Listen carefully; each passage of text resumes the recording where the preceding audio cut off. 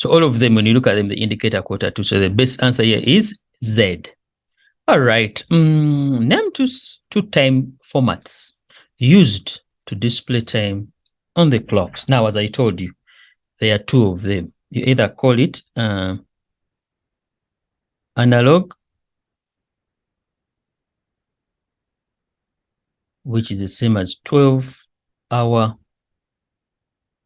system, or you can call it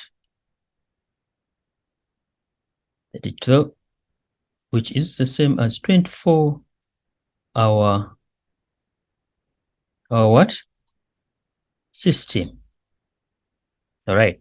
But you have to remember, in analog, this is where we have AM and PM. Here, we have nothing like that. However, when it's past afternoon, the hour you add on what? 12. But the morning hours, they will remain the same until past afternoon. They remain the same until noon. Then after that, you start adding on 12, 12, 12, 12. You get the answer to be displayed in digital. All right, write down in words the time displayed on clock B. Let's go to clock B. When you look at clock B, it's a digital already together, but I want to write it in words. I mean in words, not in numbers. Let me write it down here for you to see what they're trying to say. This one, write it in words, is supposed to be a quarter to, a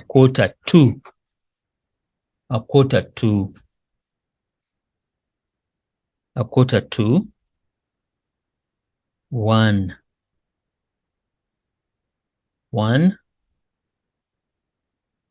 p.m.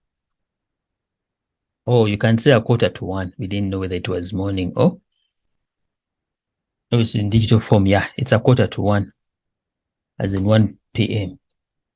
Or you can say a quarter to 13 hours. All right, because from here we are expecting 13 hours. All right, write down the number of clocks that clearly indicate a time in the afternoon. Write down the number of clocks that clearly indicate a time in afternoon. Let's come here and you see clearly. So this is one of them. B, it's afternoon. Because if it was, because it's digital, in digital midnight, it would be 00:45. You see that? But now this one's clearly afternoon. Why? It's because it's in digital format. It was not supposed to be like this one. Also, it's another one. Clearly afternoon. Together. For the analog, we cannot use because we don't know where it is or what it is.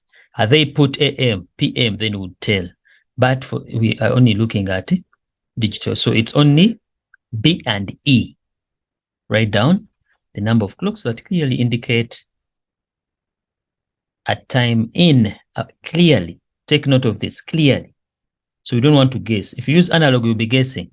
So we said they said write down the number of clocks. So how many are they? There are only 2. In brackets, we said B and E. All right, please, you may pause and refer to the annexure. All right, let's continue and we see what's happening. Convert 16 hours, 45 minutes to minutes. Convert 16 hours and 45 minutes to minutes. In other words, these are already hours. These are minutes. We don't need to change them. Why? Our main aim is to have minutes. So remember, these are 16 hours. We need them to become minutes. Yet 1 hour has 60 minutes. Simply meaning, get the 16, multiply by 60. Get the 16, multiply by 60. We are fighting to say that they become minutes. So 16 times 60, you get 960 minutes plus 45.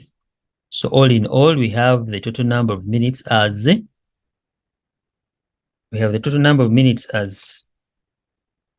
1 1005 minutes. 1005 minutes. Hours, they became minutes. Minutes, they're minutes. You can't change minutes to minutes. So you add everything together. We are continuing. Let's see that we go through this. All right. In paper 2, we shall be expecting measurements. Actually, you're looking at measurements and conversions. All right. And assembling of objects like we see here. Illustrated below are steps and some instructions to assemble a deck chair. To assemble the deck chair, the wooden pieces are joined together using fasteners, brackets, screws and bolts, washers and nuts.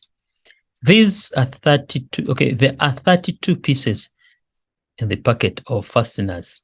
Each bolt is secured by a nut and a washer. So anyway, it's fine. We should not overthink about it, but you understand. One bolt, the bolt is that nail that. So one bolt, it will have a washer. That small, there's a small disc-like material. Then with the at the end, you put the nut together. So one bolt, this is a full set now. One bolt should have one washer and a nut. All right, for screws, you know the screws, you just screw and it fastens the wood. Go straight forward. All right, here we go. They are saying part A, it says, so the step 1 says attach the seat using bolts, which is P, nuts E, and washer D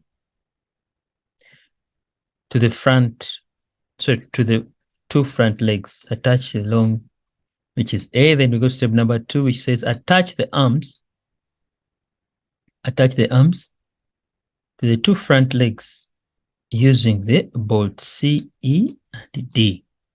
So here we go. We have attach the back of the seat and the arms using the screws, which is A. Together.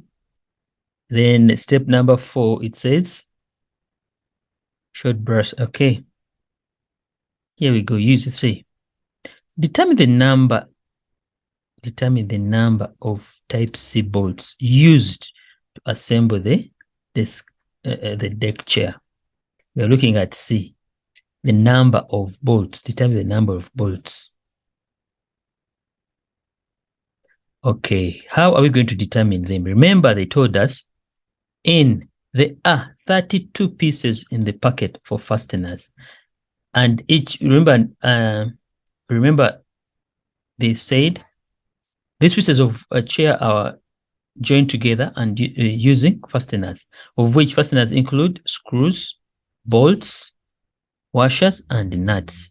And they're telling us that in only one packet we have 32 pieces. So let's come down here. When we look at this, when we look at this bolt C, they are missing. Numbers are missing here. So in other words, we need to know when I add my 8 screws plus my 6 bolts plus my type C bolts, which are not there, I will leave it as C, plus my D, which is 8 washers, plus E, which are 8 nuts. I should get the answer as 32. Where am I getting 32 from? From the scenario. A pack consists of 32 pieces. All right, when we add this very well, we shall end up saying that the answer that we have is 14 plus 8 is 22. 22 plus 8, you get 30, which is this means this simply means we have got 30 bolts plus C should give us what? Should give us 32. All right. So having done that, but when you add 30 plus C, what you get 32. So meaning our C is supposed to be 2. Our Our C is supposed to be 32.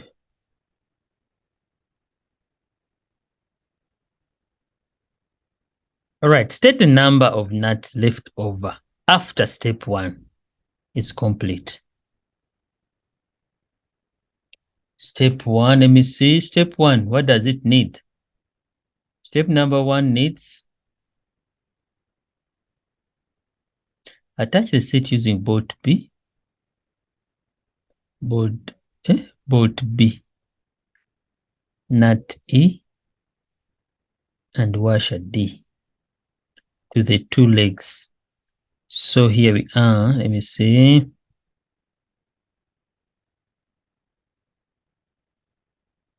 And the A, but they're saying here, the question asks us, state the number of nuts left after step 1. Step 1, how many nuts does it need? You understand? We have the type E nuts, but how many of them?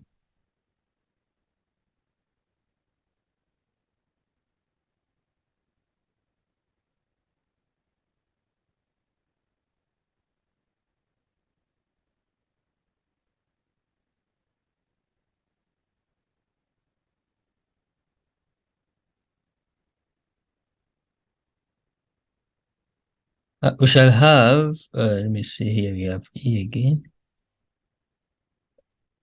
We shall have 6 nuts. 6 nuts, because here we are. We have, let me see. Attach the set. They never told us how many nuts are inside here, but anyway, we shall take it to be here. You take E, 1 E. Also, this other side you take E. So of the 8, you've taken off 2, because of these 8 nuts, you've taken off 2. So how many do you remain with? 6. 6 what? Nuts.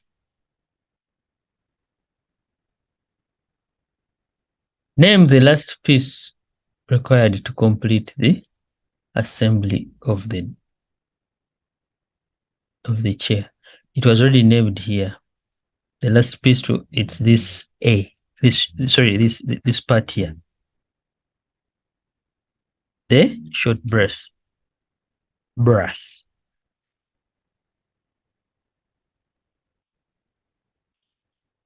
So short brass. All right. 1.1.3. We have a map here that we need to look at and analyze. All right. They're telling identify the type of scale used. The scale is this one, which is here. Together. This one, whoever said a bar graph, a bar scale, sorry. Whoever says a bar scale, my friend, you're right. No any other. Guys, please refrain from guessing. Find someone saying a map scale because it's on a map. No, it's called a bar scale. Also, someone who says a line scale to be fine, but the right answer is supposed to be a bar scale.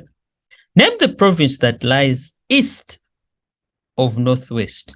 Remember, the map, what is it about? Or what is it for? It's for the Northwest.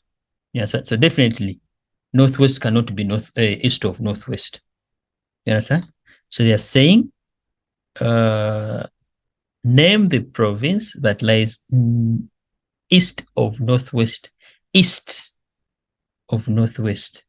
So first and foremost, look for a compass. If it has no compass, we take it by the compasses here. Simply meaning, it's like this now. The compass. This is the compass now. So we have north, south. This side becomes what? East, and this is what? West. So we come here. So we are supposed to look on this side here. East of north, west. So here I say Gauteng. This is Gauteng, but then this is east. What about north? Because if this is northwest, and we are looking for that lies. They said the province that lies east of northwest province. East. So we shall say it's what? Gauteng. It's directly there. It's Gauteng. Gauteng lies east of northwest. All right. Identify the national roads that passes through Freiburg. First and foremost, identify the place. This is it. This is Freiburg. So we look for national roads. We have N14. It comes here, it continues as N14. Here we have N17. N17. N17, which is this. N14. It's around what? Freiburg. All right, those are the steps that we see. So they pass through. So they said, identify the national roads that pass through Freiburg. So we say N14 and N17, as we saw it on the map. All right, I'll write down the number of destination towns / cities shown on the map. There's a number of destination towns / cities shown on the map. Now, if you don't know that, most questions they have a key together. So they're saying write down the number. They didn't say mention, but they said write down the number of towns / cities.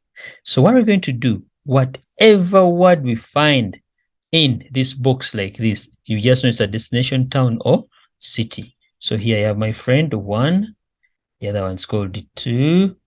We have 3. Come down here, count that 4. We have 5, 6. We have 7. All right, someone might think of Pretoria. No, yes, it's there, we see it, but it's not in that box. Together? Another thing, someone might think of the N4s and the N. No, these are roads. They are not destination what? Towns. So we have 7 destination towns / cities. 7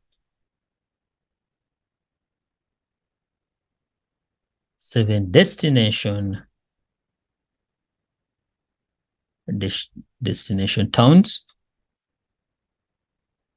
or cities. That's it. Okay, here we go. Unfortunately or fortunately, we are not using any ruler. But if they say measure in millimeters, my friend, here, this is when you pick your ruler. Pick your ruler. When you pick your ruler, please you measure the distance as they have told you. Now, in brackets, I've said as the crow flies. So in simple terms here, they don't want you to use the string or the thread. Here, use a ruler and it will be a straight what?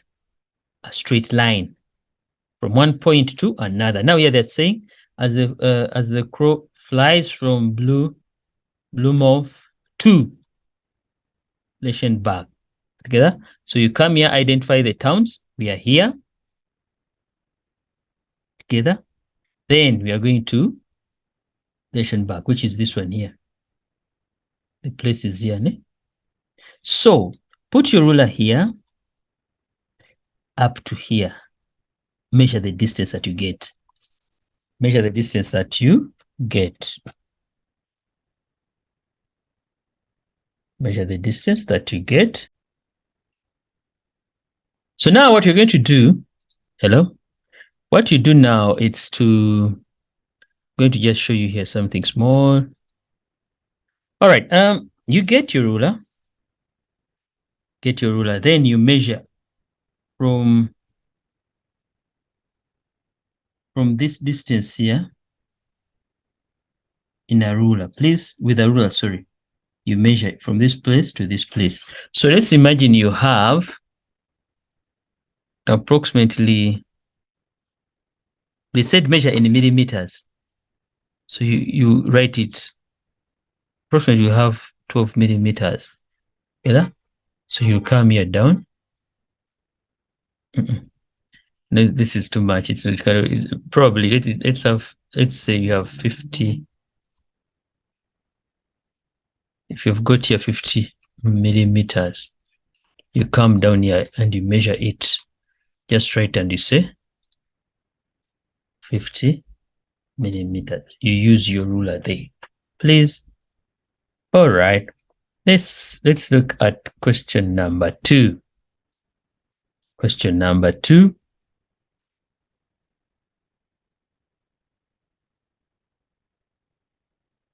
Question number 2 talks of the annexure.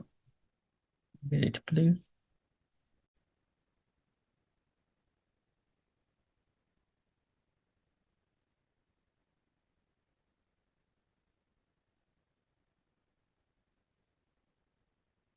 What we see, it's what they want us to look at. So we are looking at question number 2.1, annexure A, which is 2.1. All right, it talks about seating plan, I believe, and as you see it, annexure A shows a restaurant seating plan for customers. Use the information on annexure A, answer the following questions. Give one possible reason why this restaurant has so many windows. One possible reason. This is simple. Number 1, to have fresh air. You understand? We need fresh air, air circulation, air flow. Number 2, to have enough what? Enough natural light. You understand? And if you have enough natural light, guess what happens? You don't need to switch on the lights. In the end, you cut on electricity. All right. Someone might have other reasons, like for easy fire for example, in case of fire incidences, it's easy for customers to exit instead of them using one small exit. Others can jump over the windows and an easy way of escaping. All right, calculate the maximum number of chairs available for customers. Let's go to our next chair. The next chair is here, and numbers available for customers. Please take note. How many tables have 4? We have 1,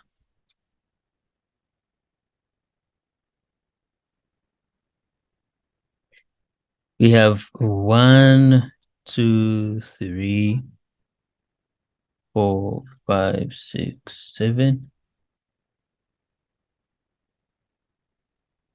So this, remember, we're looking for the maximum number of chairs. So only these ones that I've ticked now, they are 7 tables, but each has 4 chairs. So those are 28 chairs. Keep them aside, please. Let's continue. How many tables have 1, 1? So we have 1, 2, 3, 4, 5, 6. So these are 6 what? Plus 6. We are going to add on. How many tables have 2? 2. It's only 1. So plus 2. Plus, how many tables have 3? We have 1, 2, 3, 4, 5. So it's 5 tables with 3 chairs. How many chairs are they altogether? 15. So what? 15 chairs.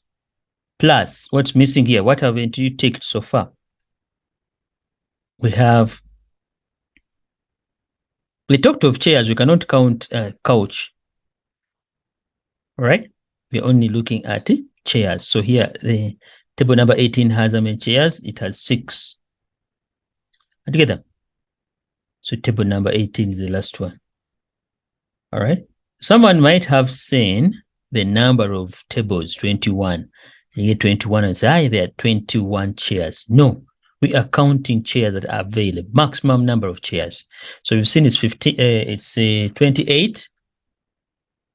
28 plus 6. I think 28 plus 6 plus 2.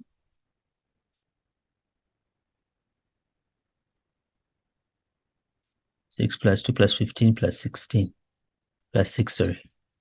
Plus 2 plus 15 plus 2 plus 6.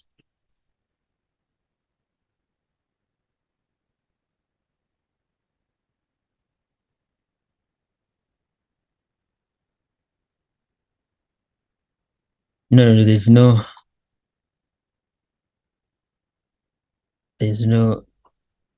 of that. It's just like this. So 28 plus 2, 30. 36 plus, say, because I say 20, then here only it's 36.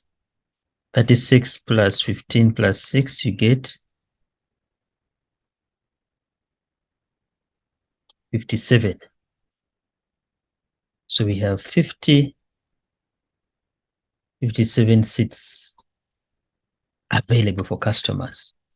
57 chairs, by the way. Determine the number of seats directly facing the wall on the south side. Let's go back to our next chart. So if you hear south side, so first and foremost, look for the campus. Together, the campus is not there, but they have given you here the main entrance doors are on the south side of the building. So definitely you have to look for the main entrance. So if the main entrance is here, so you're looking for chairs that are facing the south. Here we shall count them critically, or let's go and take note of the question. They are saying, name the number of seats that directly face the wall, the south side, directly face. Here we shall have, I think, two answers. Directly, so we have 1, 2, 3, 4, 5, 6. Yes, 6 what? Chairs. 6 would be okay. 6 seats. Or you say 6 plus. I'm going to show you something small here. This is facing the south hall. This is facing. Come to this one here. Come to this one here. Another one. Look at this one. What about this one? You see that? So you have 1, 2, 3, 4, 5, 6, 7. They are all facing the south. The south directly. Not because these ones can, but this is diagonal. We can't count these, but these ones are directly facing. So you can say 1, 2, 1, 2, 3, 4, 5, 6, 7. So I believe also that one who says 13 chairs, it's to be fine because we are adding all those 7. All right, let's give one reason why the restaurant has couches at the entrance.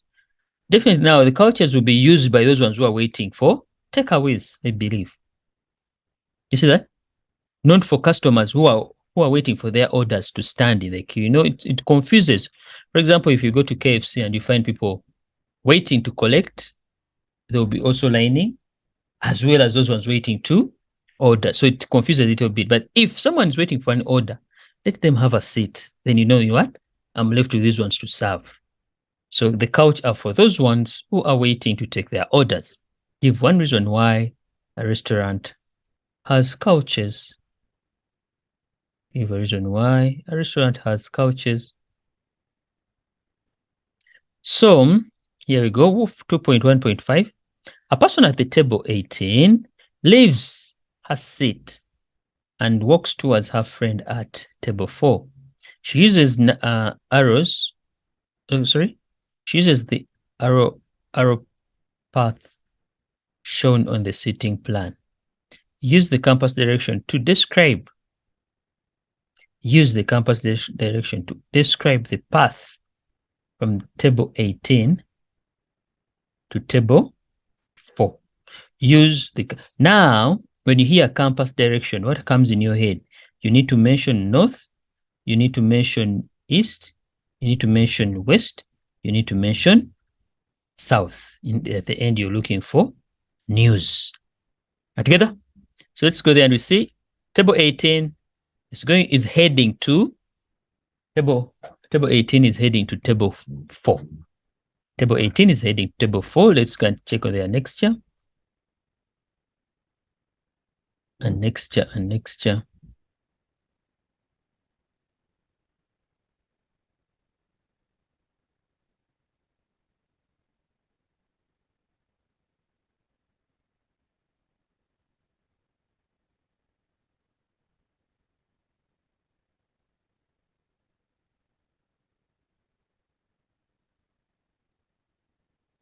Let's look at the annexure.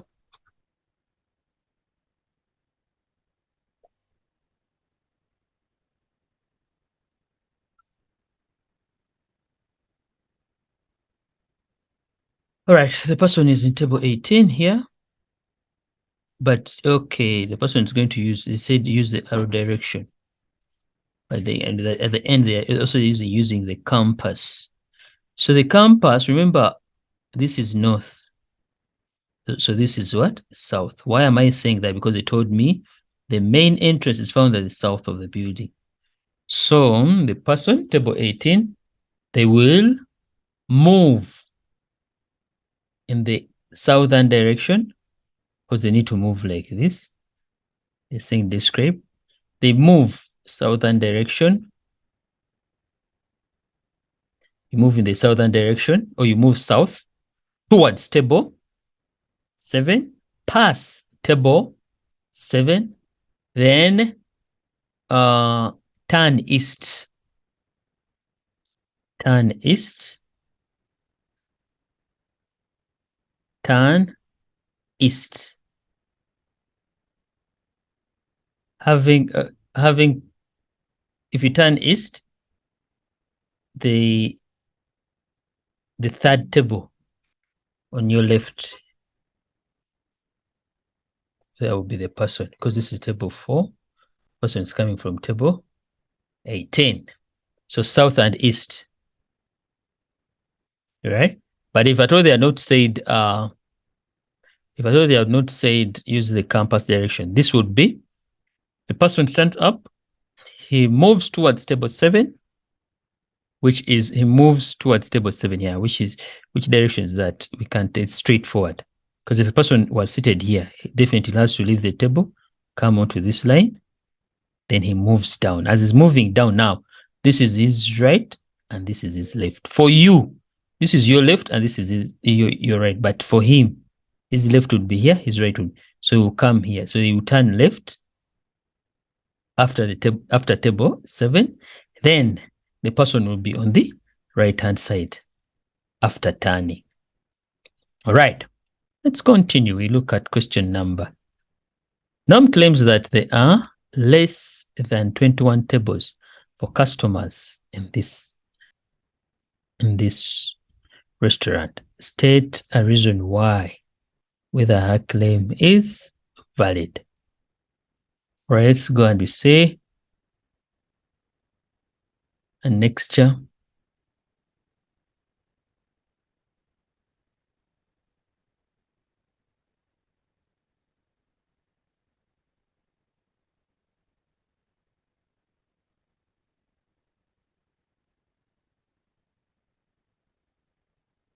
Let's see if there are less than 21. Indeed, there are less than. Let me see. I'm going to count them. Ne? So we have 1, 2, 3, 4, 5, 6. Yes, these are 6 tables. 7, 8, 9, 10. Yes, 10 tables. 11, 12. Yeah, 13 is missing. 13 is missing. 14, 15, 16. 16. 17 is there, 18 is there, 19, 20, 21. Yes, there are 20. 13 is missing. There's no 13. Together? So we say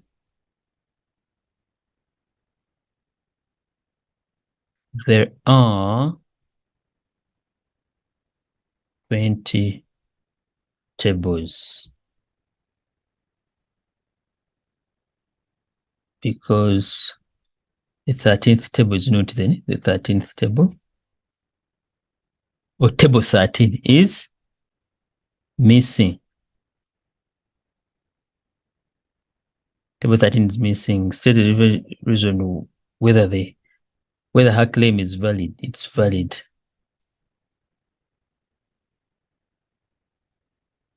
State with a reason why. State whether her statement is valid. Yes, there are 20 tables. The 13th table is what? Missing. It's not there. All right, so look at the next chart B. Look at the next chart B. Next chart B, probably when I look at it here, I see a tree diagram. A tree diagram. Why do I say tree diagram? This is probability. A tree diagram because I see options. One protein, chicken. You take one of the, all of these are proteins, but you take only one. Then one side order, vegetables or salads. That's you pick one. Dessert, it's either ice cream or pudding. You understand? So that's why I just look at it and I see that it is what? This is probability. And they're asking which type of diagram is illustrated on the next chart B. Let's go to the next chart B and we see. And next chart B, here we go. All right, this is the next chart B, and as I guessed, it's probability. The kind of diagram that we see here, it's called this is called a tree diagram. This is a tree diagram. These are the branches. These lines that you see, those are the branches. Together? By the way, we have no leaves and we have no stems, but these are the branches. We don't have roots. I think the roots would be these numbers that we see here. Anyway, look at this. As you see the table itself, as you see the diagram, the tree diagram. This represents the first chance, the second chance. Together? This is the second, first chance, sorry. It's this one here, because here we're supposed to also have a tree, as in it has to be coming. So this one is the first leg. This is the first leg.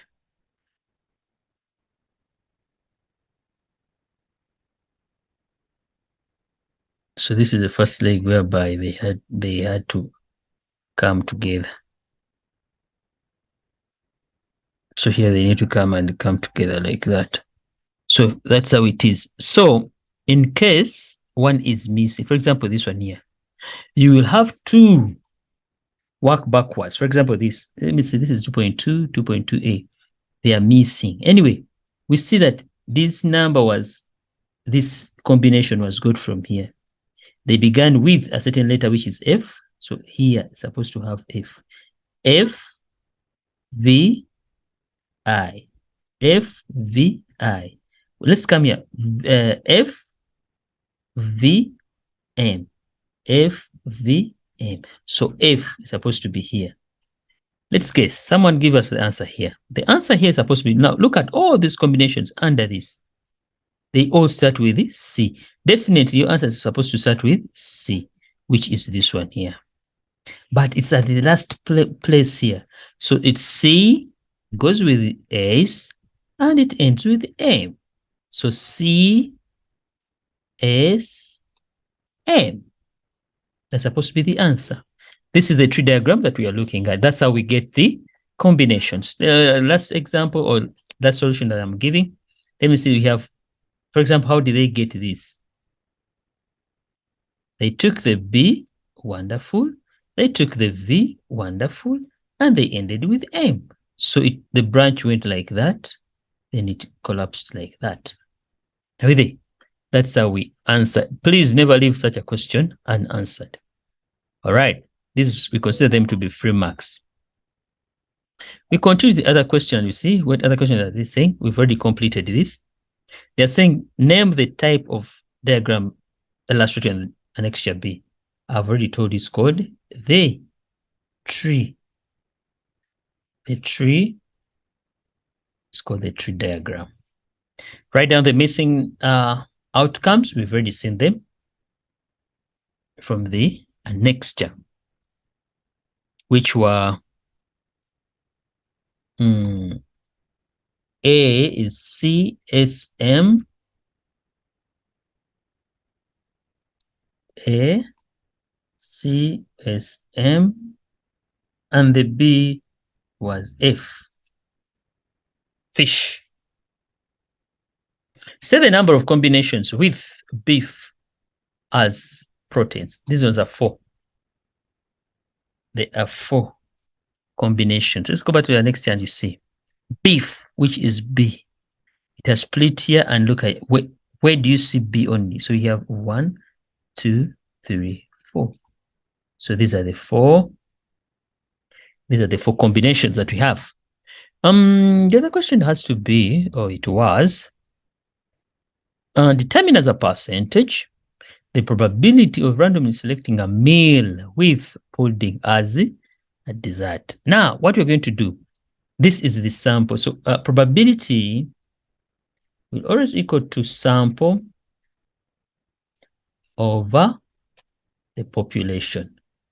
Sample over the population. Now, what's the population? The total outcome, the chances. Together? Then a sample, part of the population. Many of you have gone to supermarkets and you've seen that they're giving you, they will tell you that these are samples, simply meaning it's not a full pack, it's not a full package. They give you something small.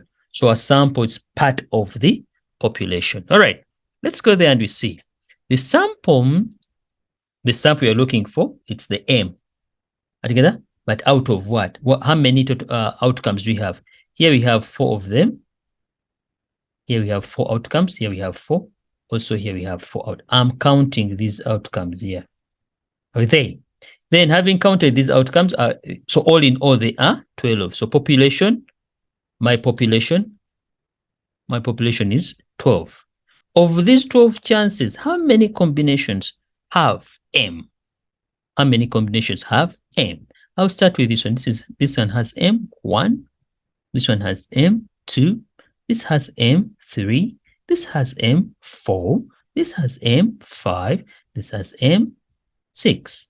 So out of the 12, we have 6 chances that someone of picking someone who has taken OD. So we shall say it's 6 out of 12. They say determine as a percentage. So what do? We multiply by 100. But I'm here seeing 6 over 12 times 100. Your answer, it will become 50%. Why did I multiply by 100? They asked me to determine probability as a percentage. And I went ahead, I used the probability method, which is sample over population. But because they need a percentage, I multiply by 100. Out of my 12 chances, I have 6 which I'm sure of. Over 12 that are all the ones. And I multiply by 100, I end up having 50%. 2.3. Below is a simple route map of Los Angeles Marathon, LM, in the United States of America. LM, it's 26,2 miles. All right. By the way, the moment I heard of America, guess what came in my, remember we have two systems of measurements. Ne? We have the metric and we have what we call the imperial. The metric, it's what you use in South Africa, kilometer, meter. We go to centimeter and millimeters. Whereas imperial, we'll start looking at miles. After miles, we look at yards. After yards, we look at what we call feet.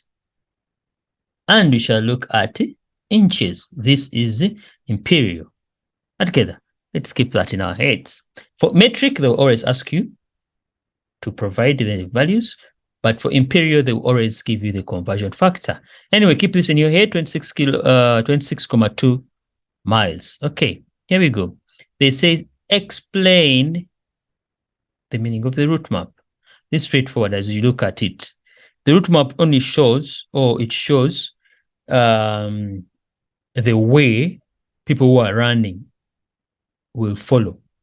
You understand? Route. Which route are you going to take? Together? Remember, this is a marathon whereby people run in big numbers over over long distance. Together. Marathon, we also have what we call the cross country. I think the cross country is in the countryside, right? Whereas a marathon, even marathons, I also can. No, cross country is a longer one. Eh? Anyway, map not on scale, simply meaning the measurements are not perfect that much. All right. Describe what's meant by the map not on scale. Together? In simple terms, it's not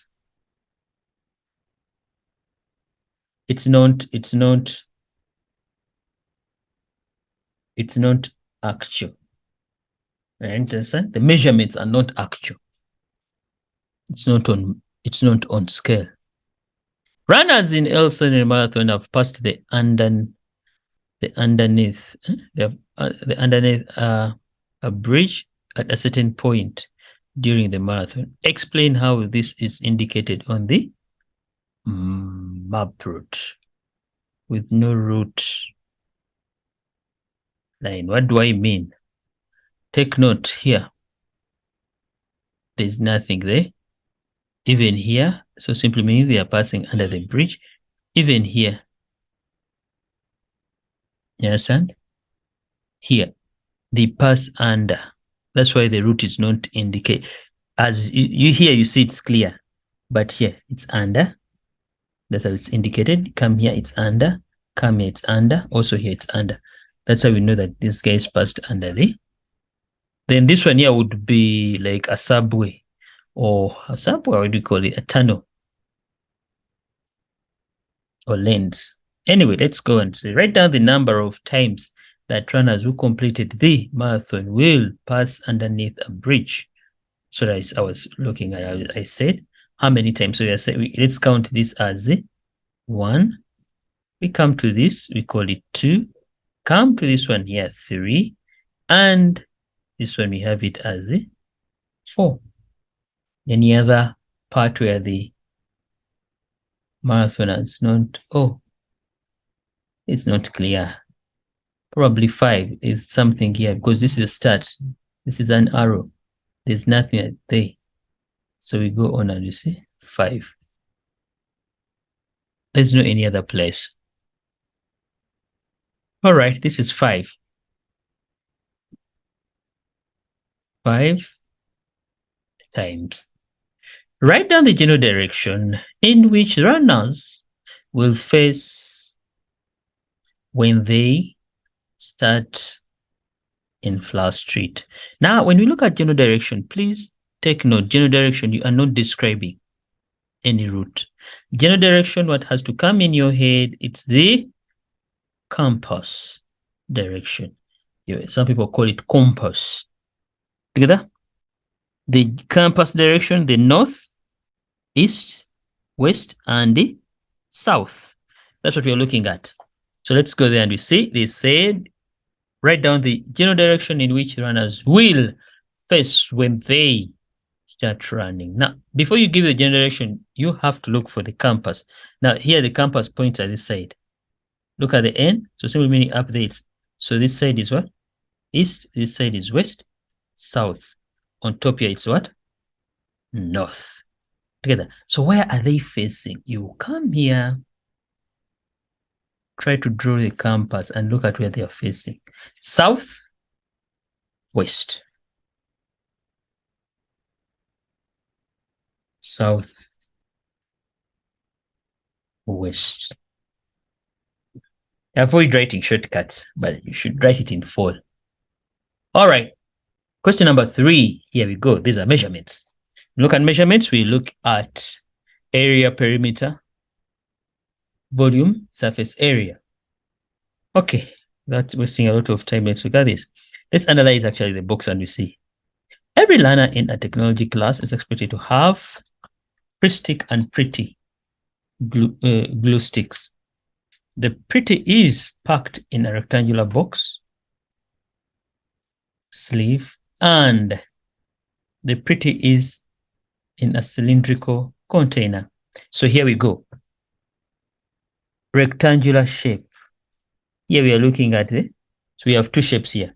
1, rectangular. 2, cylindrical. All right. The dimensions of the rectangular face of the pretty sleeve are, and the cylindrical pretty containers are given below. All right, pretty stick and pretty glue stick together. This is called a glue stick. The people call it pretty. All right, and we go on. Okay. We have definitely for a rectangle, you expect to have length, which is L, width, which is W. Most cases, we also need height. If it's a 3D together. Then a cylindrical, we only need the diameter and the height. This is already 3D. There's nothing much that you need to do. All right, there we go. So calculate the perimeter of the front of the pre-stick. Number one, pre-stick sleeve. So it's this one here. So the perimeter. So simply meaning, what's perimeter? Perimeter is the total distance around a given shape. And they've given the formula. Please, once they've given the formula and you indeed know that's the right formula, just continue, substitute in it. So we shall start with a 2 times, open brackets, length, 239, plus width, which is what? 89. Make sure that all of them are in the same units. So they are all in the same units. I need to go ahead. So having done that, your final answer becomes, don't forget the units, 656 millimeters. Millimeters. Okay, here we go. They tell us to calculate in centimeters. Take note of that. Calculate in centimeters the height of the opening / the closing part of the pretty container. We come and we see it here and we see, look at that. Look at that. This has parts together. Oh, the cap, yeah. The cover. The height of the opening / the closing part of. So it's the bottom part, né? This one, which is dark here. So we need to know. Okay, they're saying calculating the height. Oh, okay, it's so simple. So what is going to be? Look at this. So simply meaning, when from here up to there, let me call it O. No, Q. Let me call it Q. When because I don't know this, I'm calling it Q because I don't know it. Ne? From there up to there, it's Q. So when I add my Q plus my 7 plus my 2,5 centimeters, I should end up having 114 millimeters. But look at this. These are centimeters. Also, this has to be in centimeters. But these are millimeters. What you're going to do, you're going to change the millimeters to centimeters. So I need to change my 114 millimeters. I need to change it to centimeters. How do you change millimeters to centimeters? I will need to divide by 10. I'll need to divide by 10. So here I end up having 11,4 centimeters. I've changed this, but it's not the end. So we are saying when I get my unknown number plus my 7 plus my 2,5, they should give me 11,14. All right. So here when I add this, I end up having my Q plus 9,5 equals to 11,4. But I'm looking for the Q. Which number do I add to 9,5? I get 11,4. So my Q now become 11,4 minus 9,5. 11,4 minus 9,5. I end up having my answer as 1,9. We said we shall take the total height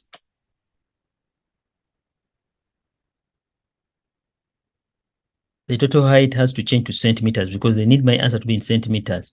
The total height, which is 114, we shall divide it by 10, get 1,4.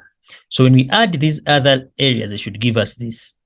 When I add my unknown, add plus 7, plus the 2,5, I should get 11,4. Simply meaning this has to be 7 plus 2,5 plus the unknown. When I add these two, I end up having 9, I end up having 9,5. So I will say 11,4 minus 9,5 equals to Q.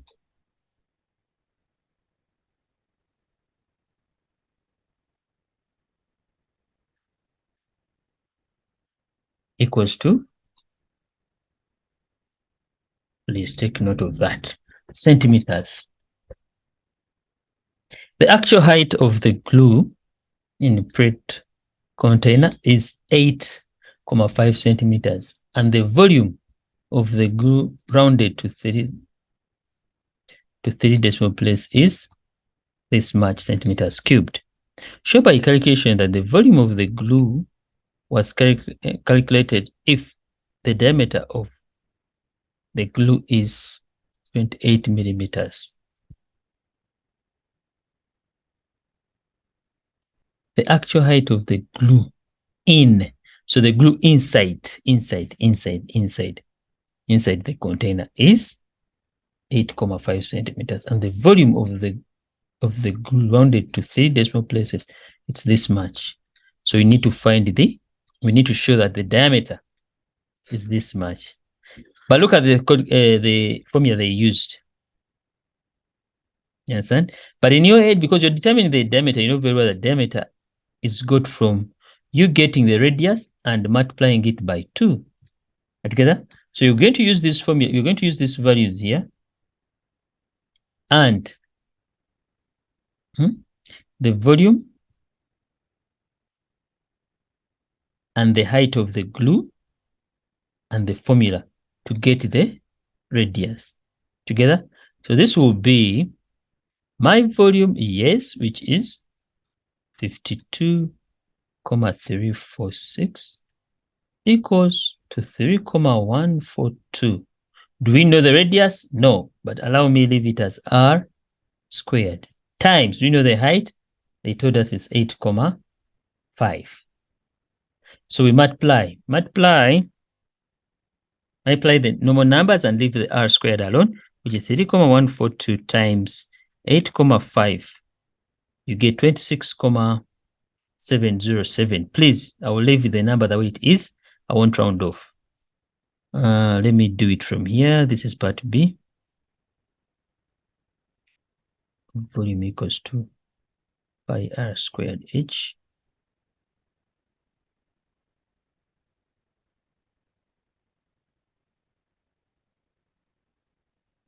Remember, they've given us the volume already.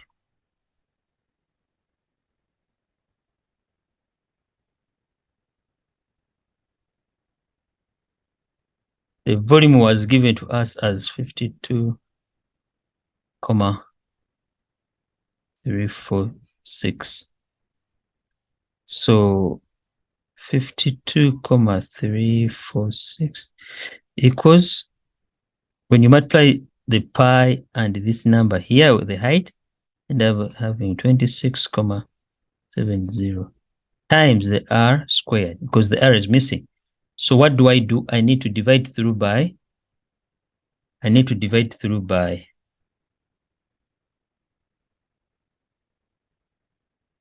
there's a comma here. I need to divide through by 26,77 on both sides. On both sides. So it becomes 5,346 divided by 20.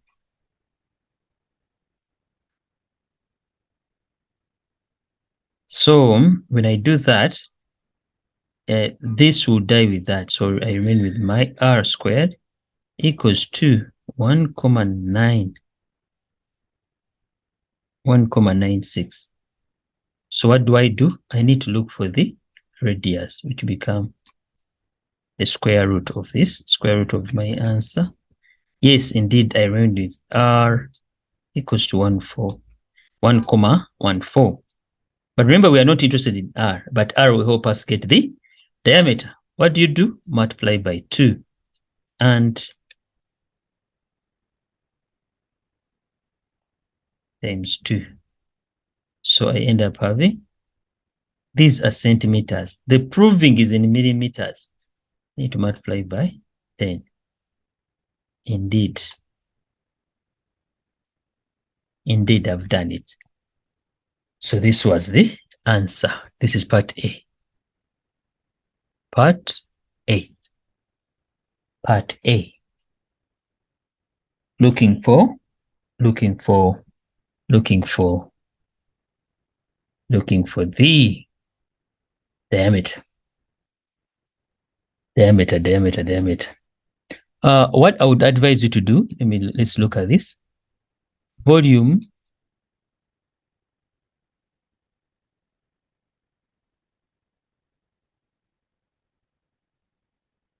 of a cylinder will always be pi r what? Squared. So this we can put it in the triangle like this.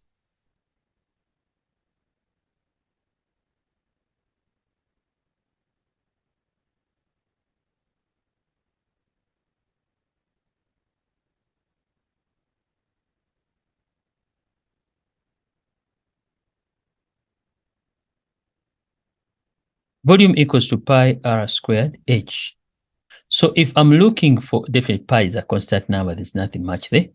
So if I'm looking for h, height, it will be height, yes. What am I remaining with? I'm remaining with volume divided by pi r squared. So simply meaning if I'm looking for height only, height, what am I? I'm remaining with this. So which will be radius squared equals to volume pi r h. But this is squared. So what do we do? Whenever it's squared, we need to apply square root. So we need to apply the square roots on both sides. That's how we do it. This is how you remember these formulas here. If you ask for radius, square root of volume divided by pi r square pi h. Whereas if you're looking for height, it's volume divided by pi r squared. So definitely if you're looking for volume itself, it's the bottom part, all of it. That's how we remember those. That's how we remember the formula. Okay, we look at the second question. It says, determine and rounded to the nearest gram mass of the glue in the P.2 container if the density of glue is 0. So density here, they have told us that density, the formula is here, density equals to mass divided by volume. So we determine the round of to the nearest gram, the mass of. So we are determining mass. Mass simply meaning it will be density times what? Times volume, which will be density, they have already told us is 0.82 times the volume of the glue, which is already what? So the mass, they said it's 442.92 grams, but they said round off to the nearest. Take note of this. So here it's 93 what? Grams.